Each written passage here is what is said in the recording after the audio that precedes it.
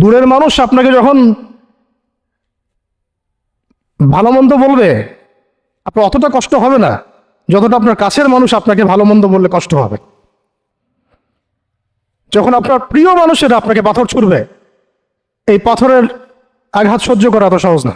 কাফেররা, ফাসেকরা, জালেমরা, মুশরিক, মুনাফিকরা পাথর ছুড়বে, সেই পাথর আপনি সৌভাগ্যের সাথে বরণ করতে পারেন, সেই রক্তক্ষরণে আপনার কষ্ট হবে না। প্রিয় মানুষদের দেওয়া অপবাদ, মিথ্যাচার, গীবত, তহমত, পাথর আপনাকে এত কষ্ট দিবে, এই কষ্টের লোড আপনি সহ্য করতে পারবেন না। আর যদি আল্লাহ পাক আপনাকে সহ্য করার ক্ষমতা দিয়ে দেন, ইনশাআল্লাহ আপনি এমন ব্যক্তি হবেন যে ব্যক্তির হাতে আল্লাহ রাব্বুল আলামিন ইসলামের ঝান্ডা উঠাই দেবেন ইনশাআল্লাহ। ইনশাআল্লাহ যাকে আল্লাহ রাব্বুল আলামিন পুরো কওমের জন্য কবুল করবেন ইনশাআল্লাহ। এবং পুরো শক্তি আপনার সামনে একদিন না একদিন পরাজয় বরণ করবেই, সময়ের ব্যাপার। যায়েদ বিন হারেসা রাদিয়াল্লাহু আনহু নিজের বুকটা এইভাবে আগলায় দিয়ে রাখছেন, আমার গায়ে লাগুক ইয়া রাসূলুল্লাহ, আপনার গায়ে না লাগে। আজকে আপনি যায়েদ বিন হারেসাকে পাবেন কোথায়? কিসের ইসলামী বিপ্লবের কথা বলি আমরা? জামা ইমারা এটা ওইটা, যায়েদ বিন হারেসারাই তো নাই। ওইরকম আখলাকের নেতাও যেমন আমরা পাই না, ওই রকম যায়েদ বিন হারেসাদের মতো আমরা মামুরও তো পাই না। বরং এখন তো এমন যুগ চলতেছে যে মানুষ সামান্য দুনিয়াবী স্বার্থের কারণে, সামান্য দুনিয়াবী স্বার্থ, একটু মোহ, একটু দাম্ভিকতা, একটু অহংকার, একটু জিদ, একটু রাগ, একটু ক্ষোভ ইত্যাদির কারণে মানুষ, নিজের প্রিয় মানুষ আপনাকে মানুষের হাতে উঠাই দিতে পারে। সবাই মিলে তাকে পাথর মারো, আমি তাকায় তাকে দেখতেছি। সবাই তাকে পাথর মারো, আমি তাকায় তাকে দেখতেছি। যেন নিজের প্রিয় মানুষকে পাথর মারলে এটা দেখলে আপনার মনে আরো শান্তি আসতেছে। কিভাবে আপনি আপনার প্রিয় মানুষকে হাজারো লক্ষ মানুষের হাতে উঠাই দিতে পারেন, যে মানুষটা তাকে ধর্ষণ করবে, ছিঁড়ে ছিঁড়ে খাবে, পাথর মেরে থাতলা করবে, আবার আপনি তাকে মহব্বতের দাবিও করেন? কিসের মহব্বত? মহব্বত কাকে বলে? মহব্বত তো এইটা যেটা যায়েদ ইবনে হারেসা রাদিয়াল্লাহু আনহু করেছেন। এটা কি মহব্বত না? এইরকম মহব্বতের নিদর্শন কি আমাদের মধ্যে আছে? কাকে মহব্বত বলা হয় আসলে? আপনারা দৃশ্যটা চিন্তা করেন, এগুলো সিরাতের কিতাবে মওজুদ, পড়েন। নিজের বুকটা তিনি আগলায় দিয়ে রাখছেন। ঠিক এরকমই উহুদের মাঠেও নিজের বুক আগলায় দিয়ে রাখছেন তালহা রাদিয়াল্লাহু আনহু। দূর থেকে একটার পর একটা তীর আসতেছে, ওনার গায়ে লাগতেছে। তীরের আঘাত কি চারটাখানি কথা? সাদ বিন আবি ওয়াক্কাস রাদিয়াল্লাহু আনহু পিঠ দিয়ে রাখছেন, ইয়া রাসূলুল্লাহ আপনার গায়ে যেন না লাগে। তোমরা জীবন্ত শহীদ দেখতে চাও, তালহাকে দেখো। 70-এর বেশি আঘাত তার গায়ে ছিল উহুদের দিন। সাদ বিন আবি ওয়াক্কাস রাদিয়াল্লাহু আনহুকে নবীজি বলছেন যে, হে সাদ, তীর ছুড়ো, তোমার জন্য আমার পিতামাতা কুরবান হয়ে যাক। কোন সাহাবীর জন্য নবীজি এমন কথা বলেন নাই যে তোমার জন্য আমার পিতামাতা কুরবান হয়ে যাক। এবং সাহাবীরা বলতেন, ইয়া রাসূলুল্লাহ আপনার জন্য আমার পিতামাতা কুরবান হয়ে যাক। একমাত্র সাহাবী সাদ বিন আবি ওয়াক্কাস রাদিয়াল্লাহু আনহুর জন্য নবী সাল্লাল্লাহু আলাইহি ওয়াসাল্লাম এই কথা বলেছেন। ওই ময়দানে উম্মে ওমারাও ছিলেন, মহিলা সাহাবী, অনবরত তীর ছুঁড়েছেন রাসূলের গায়ে যেন আঘাত না লাগে। ওই ময়দানে হানজালা ছিলেন, ছুটতে ছুটতে আবু সুফিয়ান পর্যন্ত পৌঁছে গিয়েছেন। ওই অবস্থায় তার শাহাদাত হয়ে গেছে, তাকে মারতে পারেন নাই, উল্টা তার গায়ে আঘাত লেগে গেছিল। গাসাসুল মালাইকা, শহীদ হওয়ার পরে দেখা যায় তার দেহটা মাটি থেকে উপরে উঠে আসে আর দেহ থেকে পানি ঝরতেছে। নবীজি জিজ্ঞাসা করা হলো তার এই হালত কেন? নবী সাল্লাল্লাহু আলাইহি ওয়াসাল্লাম বললেন যে গত রাত্রে স্ত্রীর সাথে ছিল সে, জিহাদের ডাক আসছে, ওই বিছানা থেকে চলে আসছে বেচারা, বিছানা থেকে এখানে চলে আসছে। হানজালা রাদিয়াল্লাহু আনহু শহীদ হয়ে গেছে, ফেরেশতারা তাকে গোসল দিচ্ছেন, এই যে পানি দেখা যাচ্ছে। ওই মাঠে সাদ বিন রবি রাদিয়াল্লাহু আনহু ছিলেন, একদম শেষ নিঃশ্বাস যাচ্ছে তার অবস্থা। আমাদের নবীজি বললেন, সাদ বিন রবিকে খুঁজে বের করো, সে আমার প্রিয় ভাজন, তাকে খুঁজে বের করো। খুঁজতে গিয়ে দেখা গেল যে তিনি এইরকম একটা হালত, 60-70টা আঘাতের চিহ্ন নিয়ে প্রায় যান যাচ্ছে অবস্থা। সাহাবী বললেন, হে সাদ, রাসূল সাল্লাল্লাহু আলাইহি ওয়াসাল্লাম তোমাকে সালাম দিয়েছে। রাসূল তোমাকে সালাম দিচ্ছেন আর জিজ্ঞাসা করছেন তুমি কেমন অনুভব করতেছো এখন? সাদ বিন রবি বলছেন রাসূলের কাছে আমার সালাম পৌঁছে দিও, আর আল্লাহর কসম আমি জান্নাতের ঘ্রাণ পাচ্ছি এখন। এটা বলতে বলতে তার শাহাদাত হয়ে যায়। আর তিনি বলতে বলতে একটা কথা শেষে বলে গিয়েছিলেন যে আমি চলে যাওয়ার পরে, তিনি আনসারদের নেতা ছিলেন, আমি চলে যাওয়ার পর তোমরা থাকা অবস্থায় যদি মুহাম্মদ সাল্লাল্লাহু আলাইহি ওয়াসাল্লামের গায়ে একটা আঁচড়ও লাগে তোমরা আল্লাহর সামনে কোনো হুজ্জাত দিতে পারবে না। আমি চলে যাওয়ার পরে যদি মুহাম্মদ সাল্লাল্লাহু আলাইহি ওয়াসাল্লামের গায়ে একটা আঁচড়ও লাগে তোমরা আল্লাহর সামনে কোনো হুজ্জাত দিতে পারবে না। আর আমরাও তো এখন দুনিয়াতে বেঁচে আছি, আমাদের নবী সাল্লাল্লাহু আলাইহি ওয়াসাল্লামের গায়ে কি না লাগতেছে, আমরা কি বা করতে পারতেছি। কত সাহাবী।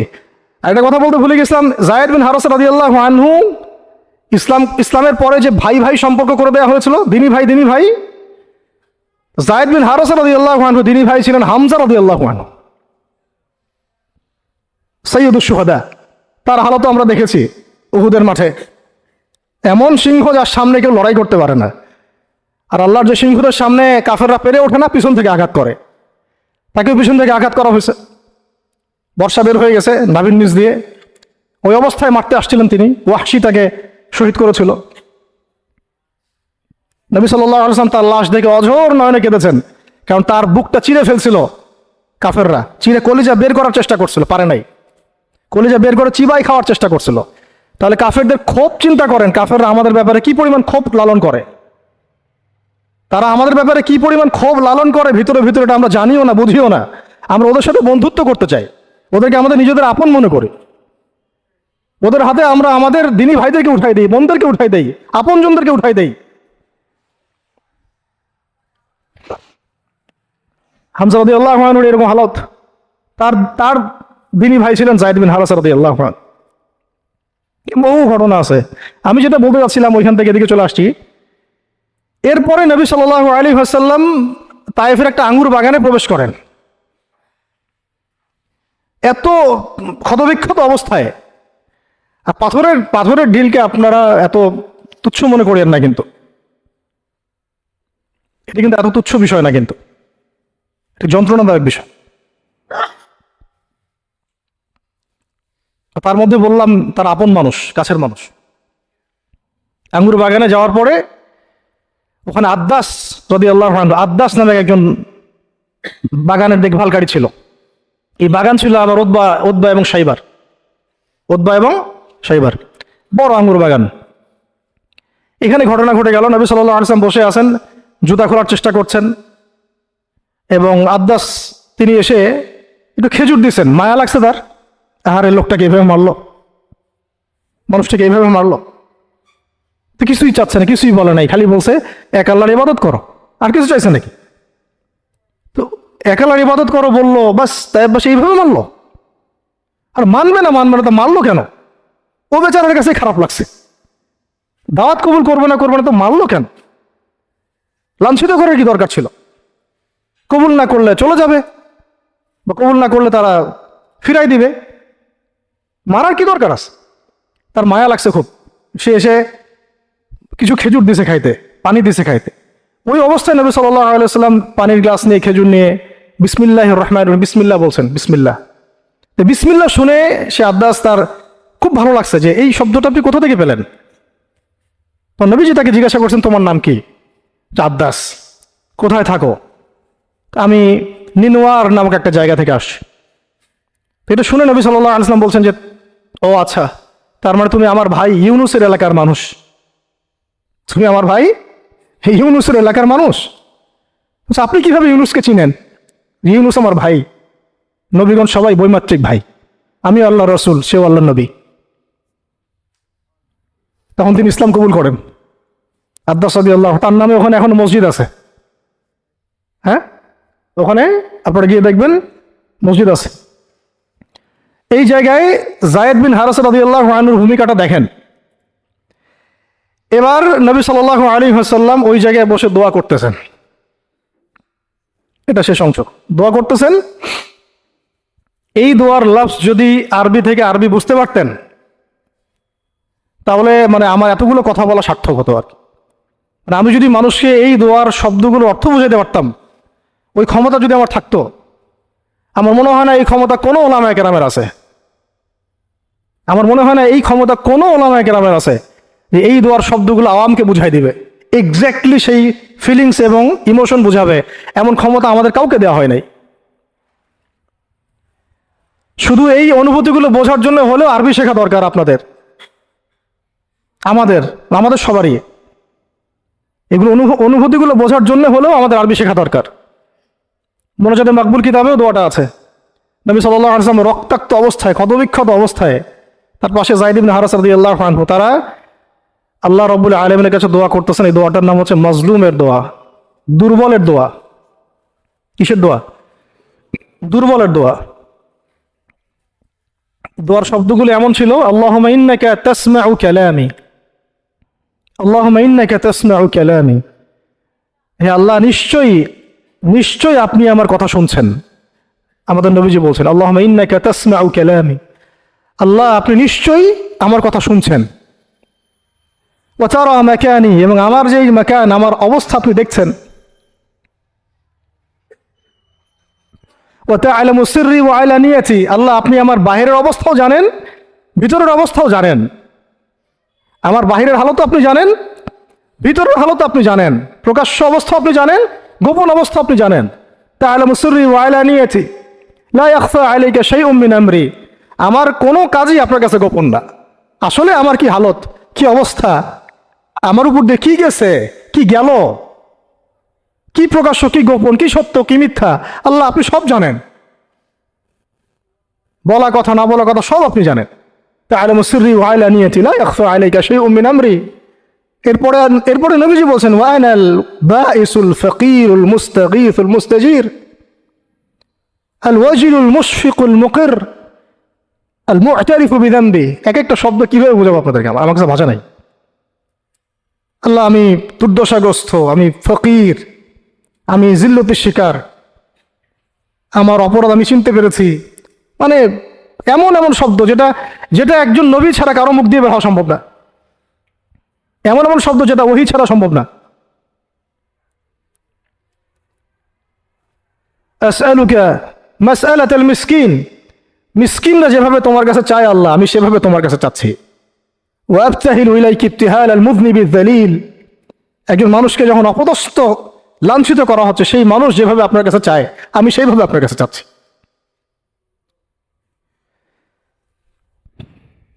আরো অনেক শব্দ আছে, মাঝখানে লাইন আছে। একটা জায়গায় আছে অনেক বড় দোয়া, আল্লাহুম্মা ইয়া খায়রাল মাসউলিন ইয়া খায়রাল মু'তিন ইলাইকা আশকু দুআফা কুওয়াতি। এই অংশটা সব কিতাবেই আছে সিরাতের। আল্লাহুম্মা ইলাইকা আশকু দুআফা কুওয়াতি, আল্লাহ আমি তোমার কাছে আমার শক্তির অক্ষমতা প্রকাশ করতেছি। মানে আমার যে শক্তি নাই এখন, তাইবাসী আমার সাথে এগুলো করলো, আমার তো শক্তি নাই এখন, আমার এই শক্তির অক্ষমতা আল্লাহ আমি তোমার কাছে প্রকাশ করতেছি।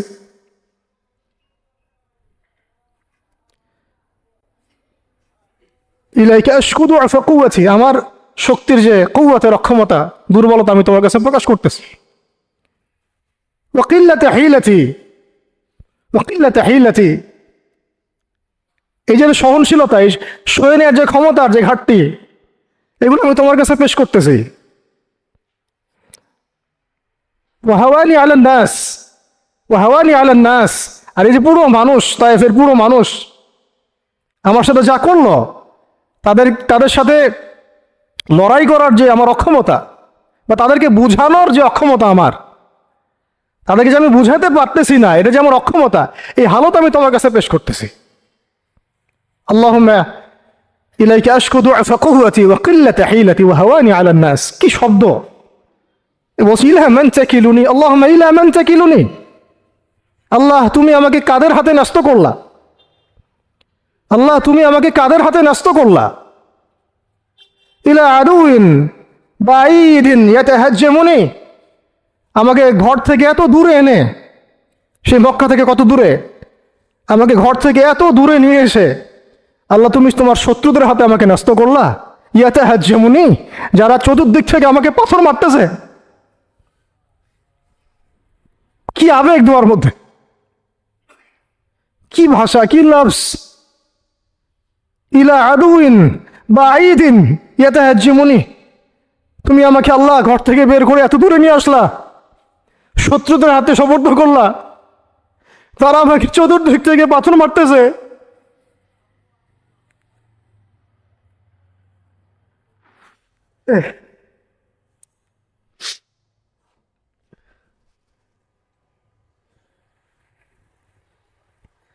আম্মি লা করিবিন মাল্লাকতাহু আমরি, পরে নবীজি বলছেন আম্মি লা করিব, নাকি আমাকে কাছের মানুষদের হাতে নিয়ে আসছো আল্লাহ? আল্লাহ তুমি কি আমাকে কাছের মানুষদের হাতে উঠাই দিছ? মাল্লাকতাহু আমরি, যারা আমার ভালো মন্দের কাজের মালিক হয়ে গেছে। এইভাবে দোয়া করতে লাগলেন নবী সাল্লাল্লাহু আলাইহি ওয়াসাল্লাম। যায়েদ বিন হারিস রাদিয়াল্লাহু আনহু শামিল আছেন এখানে। তারপরে নবীজি বলছেন ইল্লাম তাকুন সাখিতুন আলাই ফালা উবালি, আল্লাহ এত কিছুর পরে যদি তুমি আমার প্রতি অসন্তুষ্ট না হও, আমার কিছুই যায় আসে না। আল্লাহ এত কিছু হয়ে গেল, এরপরে যদি তুমি আমার উপর অসন্তুষ্ট না হও, অন্তত আমার কিছুই যায় আসে না। আলহামদুলিল্লাহ।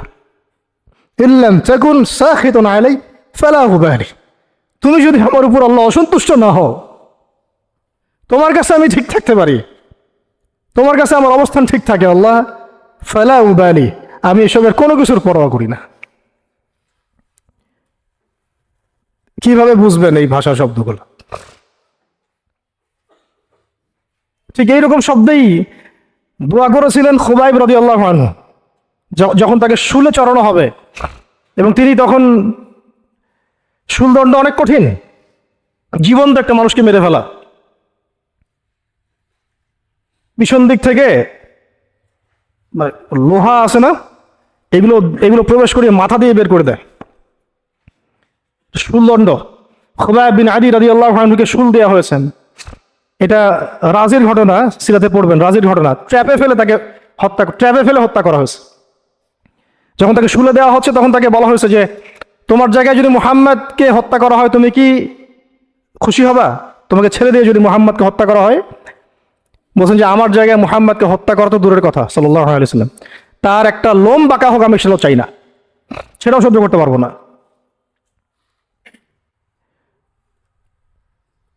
এরপর তিনি বলছিলেন, এই যে আমি বললাম ইল্লাম তাকুন সাখিতুন আলাইয়া ফালা উবালি, এরকম দোয়া খুবাইব রাদিয়াল্লাহু আনহু করেছেন। তিনি বলছিলেন তখন, লাস্তু উবালি হিনা উকতালু মুসলিমান, লাস্তু উবালি হিনা উকতালু মুসলিমান, যখন আমাকে মুসলমান হিসেবে শহীদ করে দেওয়া হচ্ছে আমি কোনো পরোয়াই করি না।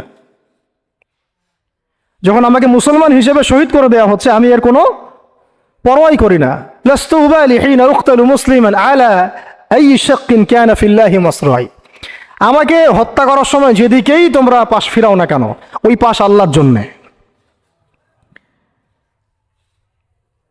ওয়াযালিকা লিলাহ ওয়াযালিকা যাতুল ইলাহি ওয়া ইয়াশা, আর তিনি তো এমন জাতের ইলাহ, এমন ইলাহ, তিনি একজন, আল্লাহর কথা বলা হচ্ছে, তিনি এমন একজন ইলাহ, তিনি যদি চান ইউবারিক আলা ফি কুল্লি শিলউইন মুমাজ্জাহ, তিনি আমার কেটে ফেলা প্রত্যেকটা হাড়ে এবং মাংসে বরকত দিয়ে দিবেন।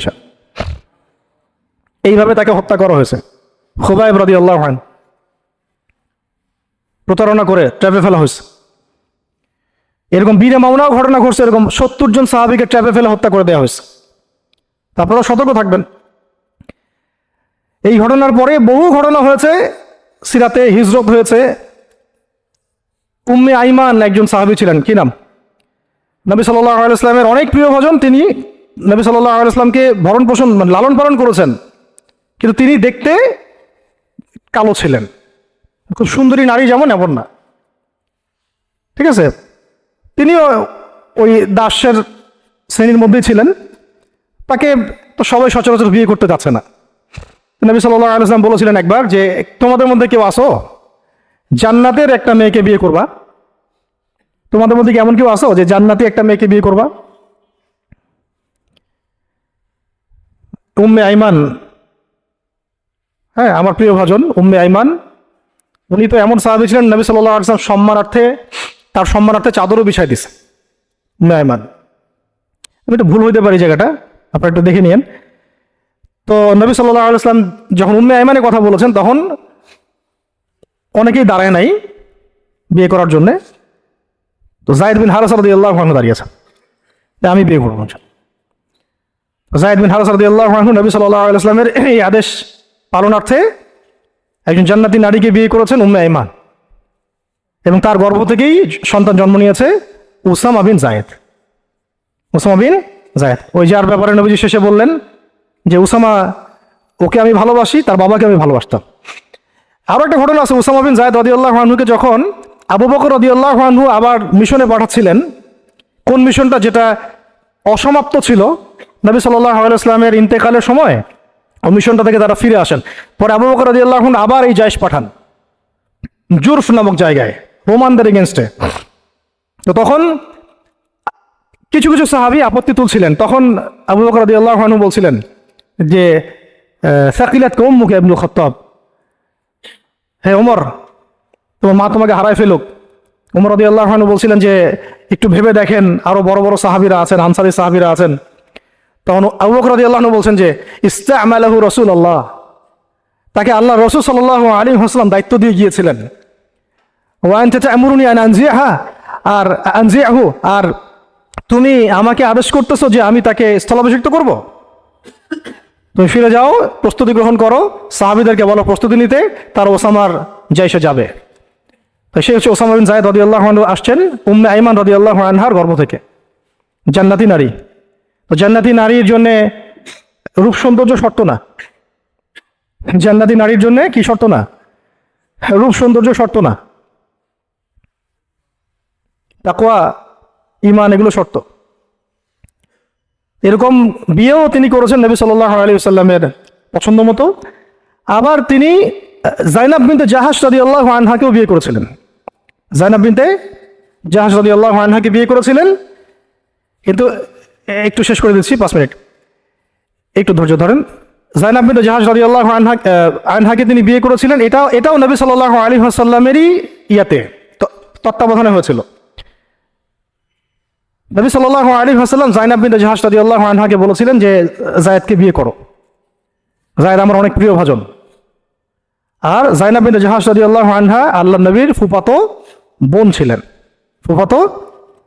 যে বোনকে বিয়ে দিয়েছেন যায়েদ বিন হারেসা রাদিয়াল্লাহু আনহুর সাথে।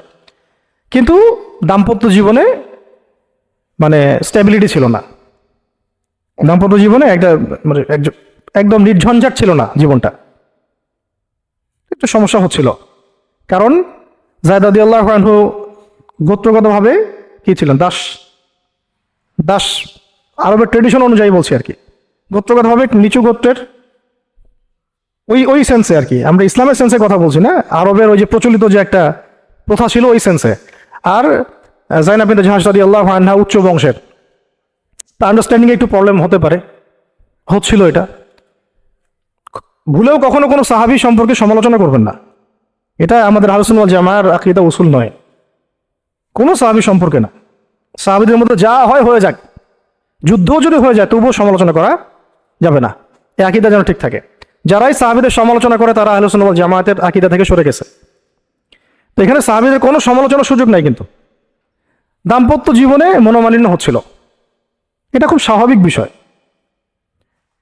বহু সাহাবীর জীবনে এমন অনেক ঘটনাই ঘটেছে, একাধিক বিয়ে, একাধিক তালাক, একাধিক অনেক কিছু হয়েছে।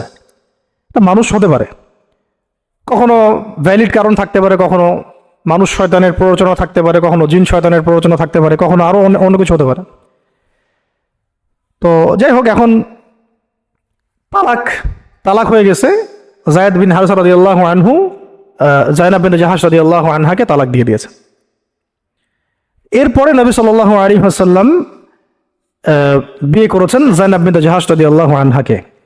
এইটা নিয়ে আরবের মধ্যে একটু কথা ছড়াছড়ি হচ্ছিল যে পালক পুত্রের স্ত্রীকে বিয়ে করেছে, আরবের মানুষ এটা নিয়ে কানা ঘোষা করছিল। তখন আল্লাহ রাব্বুল আলামিন আয়াত নাজিল করেছিলেন, সূরা আহজাবের মধ্যে আছে যে মুহাম্মদ সাল্লাল্লাহু আলাইহি ওয়াসাল্লাম তোমাদের মধ্যে কোনো পুরুষের পিতা নন, মা কানা মুহাম্মাদুন আবা আহাদিন মির রিজালিকুম ওয়ালাকিন রাসূলুল্লাহি ওয়া খাতামান নবিয়্যিন। আর এই সূরার মধ্যেই মনে হয় 37 নম্বর আয়াতের 36 বা 37 নম্বর আয়াতের দিকে জায়েদ রাদিয়াল্লাহু আনহুর এই ঘটনা আছে, যখন জায়েদ তালাক দিল, তুমি চক্ষু লজ্জা করলে, মানুষকে লজ্জা করলে, কিন্তু আল্লাহ রাব্বুল আলামিন বিধানদাতা, তিনি বিধান দিলেন যে পালক পুত্রের বিষয়টা আরবরা যেভাবে ডিল করে সেটা আল্লাহ রাব্বুল আলামিনের ওহী নয় বা আল্লাহ পাকের বিধান নয়। তো বিস্তারিত পড়তে পারবেন। তো এটাও একটা ঘটনা ঘটে গিয়েছিল। এরপর শেষ কথা হলো, শেষ যেটা পয়েন্ট সেটা হচ্ছে এরপরে অষ্টম হিজরতের অষ্টম বছর একটা বিশাল ঘটনা ঘটে গেল যে একজন সাহাবী, তার নাম হারিস বিন উমাইয়া, নাম কি? হারিস বিন উমাইয়া, তাকে নবী সাল্লাল্লাহু আলাইহি ওয়াসাল্লাম চিঠি দিয়েছেন, একটা চিঠি দিয়ে, শেষ অংশ, চিঠি দিয়ে তিনি পাঠিয়েছেন, যাও গাসসান নামক জায়গায় যাও। কোথায়? গাসসান। এটা জর্ডান আছে না, জর্ডান, এই জর্ডানের একটা জায়গা হলো গাসসান। এই গাসসান নামক জায়গায় যাও, সেখানে একজন গভর্নর আছে, তার নাম সুরাহাবিল। কি নাম? তাকে পত্রটা দিবা, দিয়ে ইসলাম কবুল করতে বলবা। তো হারিস বিন উমাইয়া রাদিয়াল্লাহু আনহু গিয়েছেন। এবার এরা এত বেশি উদ্ধত ছিল, সাহাবীকে ধরে হত্যা করে দিয়েছে। নাউজুবিল্লাহ। তিনি কিন্তু রাষ্ট্রদূতকে হত্যা করা জঘন্য অপরাধ, এমনিতেই অপরাধ, তার মধ্যে রাসূলের রাষ্ট্রদূত সাহাবী, তিনি, তাকে এভাবে হত্যা করে দেয়া হলো। কয়জন সাহাবীকে হত্যা করলো? কয়জন? এর আগে আমি একটা ঘটনা বলছিলাম না, বনু কাইনুকার ঘটনা। একজন নারী সাহাবীকে টিস করেছিল, আরেকজন সাহাবী প্রতিবাদ করেছিলেন, সেই সাহাবীকে মেরে ফেলা হয়, হত্যা করা হয়, শহীদ করা হয়। নবী সাল্লাল্লাহু আলাইহি ওয়াসাল্লাম পুরা বনু কাইনুকার সাথে যুদ্ধ করেছেন। এখানেও দেখেন একজন সাহাবী হারিস বিন উমাইয়া রাদিয়াল্লাহু আনহুকে হত্যা করা হলো। এবার নবী সাল্লাল্লাহু আলাইহি ওয়াসাল্লাম 3000 সেনাবাহিনী গঠন করলেন। কত হাজার? আচ্ছা, এখন শুনেন, আমি একটা দলিল দিতে চাইলাম যে দেখেন, সারা বিশ্বে চায়নার কথা বলেন, সিরিয়ার কথা বলেন, রোহিঙ্গাদের কথা বলেন, আরাকানের কথা বলেন, আপনি কাশ্মীরের কথা বলেন, আফগানের কথা বলেন, তারপরে এই যে আফ্রিকার কন্টিনেন্টের কথা বলেন, আফ্রিকা, মালি, নাইজেরিয়া, সোমালিয়া, এই সারা বিশ্বে যত মুসলমান আছে তাদের মধ্যে কত লক্ষ মুসলমানকে হত্যা করার পরেও এই সিদ্ধান্ত এখন উম্মাগতভাবে আমরা নিতে পারি নাই, যেটা নবী সাল্লাল্লাহু আলাইহি ওয়াসাল্লাম বনু কাইনুকার এগেনস্টে নিয়েছিলেন আর এই রোমানদের এগেনস্টে নিয়েছিলেন। একজন নারী সাহাবীকে শ্লীলতাহানি করা, আরেকজন সাহাবী তাকে বাঁচাতে এসে তার পক্ষে প্রতিবাদ করায়, তাকে হত্যা করা, এবং নবী সাল্লাল্লাহু আলাইহি ওয়াসাল্লাম পুরা বনু কাইনুকাকে উচ্ছেদ করলেন। এখানে সুরাহবিল কি করেছে? একজন সাহাবীকে হত্যা করেছে, রাষ্ট্রদূত হারিস বিন উমাইয়া। নবী সাল্লাল্লাহু আলাইহি ওয়াসাল্লাম 3000 সৈন্য পাঠিয়ে দিচ্ছেন। আর এখন উম্মার দিকে তাকান, যে রাষ্ট্রগুলোর কথা আমি বললাম, আমাদের সহ সব জায়গায়, আমাদেরটা অন্যভাবে ডিল করি আমরা, বাইরের সব রাষ্ট্রগুলো, এই রাষ্ট্রগুলোতে কত হাজার সৈন্য না, কত হাজার নিরপরাধ মুসলিমকে হত্যা করা হয়েছে। সংখ্যাটা কি হাজারে না লাখে? কত হাজার বা লাখ বাচ্চাদেরকে হত্যা করা হয়েছে, কত হাজার বা লাখ মা বোনদেরকে হত্যা এবং ধর্ষণ করা হয়েছে। তারপরে উম্মাগতভাবে আমরা এখন এই সিদ্ধান্তে আসতে পারি নাই, যে সিদ্ধান্ত নবী সাল্লাল্লাহু আলাইহি ওয়াসাল্লাম তাৎক্ষণিক নিয়ে ফেললেন। আমার রাষ্ট্রদূতকে হত্যা করেছে, 3000 সৈন্য রেডি, এবং তারা কিন্তু সুপার পাওয়ার।